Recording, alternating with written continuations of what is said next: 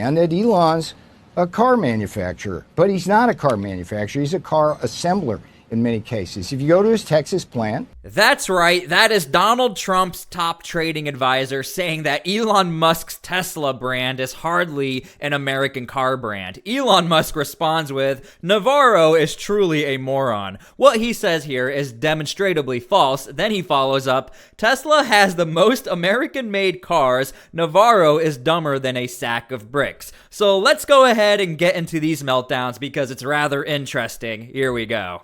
In world history, but I'm going to side with on this one with Elon Musk. I mean, Elon Musk is right that tariffs or taxes, they can hurt the economy. We've got to have the most productive sector of the economy, but it's also true that Peter Navarro figuratively took a bullet for Donald Trump. He went to jail for Donald Trump, and that's an amazing act of heroism, in my opinion, to do that rather than rat on what the president said in secret meetings. So I have some admiration for Peter, and I think it's just perfectly fine that you have this infighting going on, and Trump ultimately will make the decision. I didn't like that he was denigrating what is actually a really good American manufacturing success story. Exactly. The original insult was that Teslas are made of all these foreign components. In fact, Teslas are the most American-made car. We have the chart, I mean, to prove your point. I mean, yes. They rank basically at the top on all these different metrics for domestic manufacturing, but Elon is still concerned about the tariffs. So the administration is always talking about, hey, we got to make more stuff here. Let's make things in America. Let's have American-made cars. Well, Elon is actually doing it, and then your guy goes out, Navarro, and craps all over him and lies about the fact that he's actually making cars in America. And he's making EVs, and all the liberals. If I were starting a business, I'm calling Elon. But That's all I'm saying. what is it? First off, you can't make this up, and to be honest with you, when CNN is siding with Elon Musk, you know this is off. When you look at the chart, literally, Elon Musk has the most made American vehicles in America, ranking top 1 to 4, and it's not even close. So again, this is why Elon Musk is like, hold on, we're on the same team here, and you're just saying stuff on the TV when it's not even true. So again, Elon Musk, obviously he's on the same team as Donald Trump, but he has every right to be kind of annoyed. Now, funny enough, we actually do have a response from the Trump administration. I'm curious how you guys feel about this.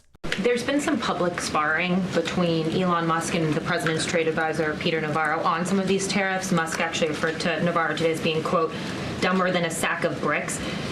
Are you at all, or is the administration, the president, all concerned that this is maybe impacting the public's understanding of these tariffs? It might be messing with the message on it? No, look, these are obviously two individuals who have very different views on trade and on tariffs. Boys will be boys, and we will let their public sparring continue. And you guys should all be very grateful that we have the most transparent administration in history. And I think it also speaks to the president's willingness to hear from all sides, that he has people at the highest levels of this government in this White House who have very diverse opinions on very diverse issues, but the president takes all opinions in mind, and then he makes the best decision based on the best interests of the American public. All right, this video has a sponsor because of you guys. If you drink coffee and you care about supporting a small business, you've got to check out Blackout Coffee. This isn't your average weak sauce corporate coffee. Blackout Coffee is roasted right here in the USA by people who stand for faith, freedom, and hard work. They support our troops, the Second Amendment, and everything that makes this country great. They've got everything from whole beans and ground coffee to convenient pods and even instant coffee. Two standouts to me, Morning Reaper, a smooth and bold medium roast that's perfect to start your day. And if you like it strong, go for Brutal Awakening, their darkest roast and loaded with caffeine. And here's the deal, you get 20% off your first order. Just head to blackoutcoffee.com/T-SPLY and use the code T-SPLY at checkout, T-SPLY. That's blackoutcoffee.com/T-SPLY. I'll put the link in the description for you guys. Go ditch the woke coffee brands and fuel up with something right. Blackout Coffee, wake up with a purpose. Go check them out. They are awesome, and it's awesome coffee. Dumber than a sack of bricks? That was so unfair to bricks. I mean... Well, Navarro, first of all, if I were going to start a business, I would call Elon. That's number one. Number two, Navarro was wrong. He was insulting Teslas, and Teslas are the most American-made car. Yeah, we can put that up. And it's like one of the great American automotive manufacturing success stories. And so to go on so obviously he insulted Elon's cars unfairly. Elon responded. I'm not such a global phenomenon. Elon is. He's into so many things, whether it's cars or space or the internet. I mean, you name it, he's everywhere. And so I think attacks like this were unavoidable. But I think the net positive of having him involved, both in the campaign and in the government, is undeniable. And obviously, he's leaving soon. I mean, he's long said he's going to be here on a temporary basis. I think very temporary now. Well, look, but that was always the plan. And I just think the relentless attacks on him, both from inside some people who support the president and from outside, have frankly been unfair. I think he's a patriotic American. I think he's given up his time and his treasure and his trouble to elect someone and try to make him successful. Patriotic immigrant to America. Absolutely. Right? All right. Now look, this is actually a little concerning, and I am curious how you guys feel about this, because it's not good when Elon Musk is getting attacked by the left-leaning media and Democrats. We know he's lost over half of his fortune when it comes to Tesla, but also we know it's not good when he's getting attacked by within, from the Trump administration. So again, not a good situation overall, but I do want to point out it is rather surprising that now all of a sudden you do have Democrats who do have the ability to objectively say, yeah, what Elon Musk is doing is actually a good thing. And they keep putting these charts up, even on CNN, that the Tesla Model Y ranks number 1. Honda has the second best car. And by the way, I mean, to beat Honda is massive. You don't see your Chevys up here. You don't see your Dodges. You don't see your Rams. So again, rather insulting to Elon Musk. And I don't know what's going to happen. I don't know how much more abuse he can take if now he's on the ropes here, even with the Trump administration. Let me know how you guys feel about this. I get along with everyone, you know that. But listen, Trump, when you watch that little infighting that's going on, it reminds me of Abraham Lincoln and his team of rivals. He had people at the table who supported Peter Navarro and Elon Musk remind you of Abraham Lincoln. Well, yeah, but Okay. Elon Musk is probably the greatest. I must defend Abraham Lincoln on He's this. the greatest entrepreneur in world history. When it comes to tariffs and trade, we all understand in the White House, and the American people understand, that Elon's a car manufacturer. But he's not a car manufacturer. He's a car assembler in many cases. If you go to his Texas plant, a good part of the engines that he gets, which in the EV case is the batteries, come from Japan and come from China. The electronics come from Taiwan. The tires come.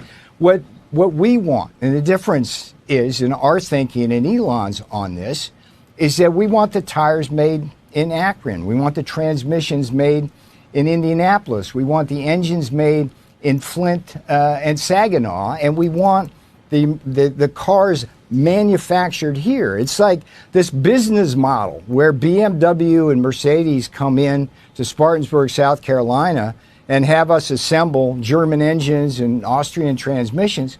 That doesn't work for America. It's bad for our economics. It's bad for our national security. We want them to come here. And with Elon, it's fine. He's a car man. He's a car person. That's what he does. And he wants the cheap foreign parts, and we understand that. But we want him home. We want him home Peter, for our national security and economic security, and everything's good with Elon. Now, the thing I don't understand is Peter keeps going on these shows and keeps talking about Elon Musk and just comparing him to a guy who creates cars.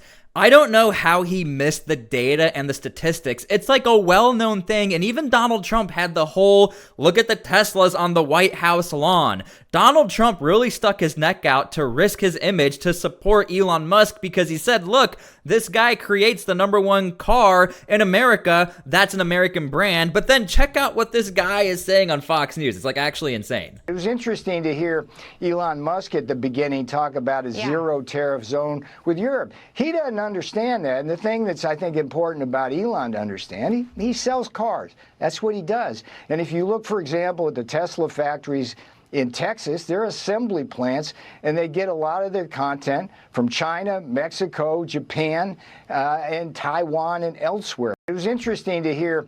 And of course, Democrats being as opportunistic as possible, they have now found a little chink in the armor. You know what? Let's go after the sparring match and try to use it as some sort of like exploitation to the American public. So let's see what Chuck Schumer has to say about this. The chaos within the Trump administration was shown a few minutes ago when Elon Musk called Peter Navarro, the chief architect of these tariffs, a moron. That's Musk's word. He called him a moron. Their plan is so crazy, so controversial, that this administration cannot get its act together, with them calling names about each other, against one another, about this tariff plan. Now, look, when it comes to internal fighting, we are also seeing this amongst members of Congress, Republicans, especially when it comes to the budget plan. Check this out. Resolution. How are you going to vote today if this comes to the floor? Well, I haven't even whipped, so I'm not going to tell you. Okay, so what is your concern about the Senate's plan right now? What is your concern about the Senate's plan right now? Their plan is unserious, I think, is the bottom line. And if you were to look at the Senate plan, what we see is they're proposing $4 billion and it cuts over 10 years. And we got a $2.25 trillion a year structural deficit that needs to be addressed, and they're not really addressing that. But given that, how could you possibly get to yes? Well, I continue to talk, I continue to work, see what we can find out. Thanks for your time. And that's the big question, Wolf, whether the president can convince Republicans like Andy Biggs to get to yes, because if this is approved, then the Republicans can actually draft the details. The bills that Trump wants to advance would be a massive overhaul of the United States tax code, would include those spending cuts, would have new drilling projects, energy drilling projects, and also a whole host of money for immigration enforcement measures, really implementing the Trump agenda. But the first step, this is actually supposed to be the easy step to approve the budget blueprint, but given the concerns, it shows you how much more work the president has to actually get his agenda onto his desk. But step one begins this afternoon. Can they get those members to yes? A big question for the Speaker and the President, Wolf. I always love, Manu, when you capture and get those members in the halls up there on Capitol Hill. Manu Raju reporting for us. Thank you. And to be honest with you, even as a Republican, I understand like you want everybody to be on the same team, but understand these are massive, massive changes. I mean, that's an understatement. We're talking getting rid of taxes here. So we have to make sure if we're going to get rid of taxes, and I know we pay taxes on everything, but this is going to be a very big change for everybody.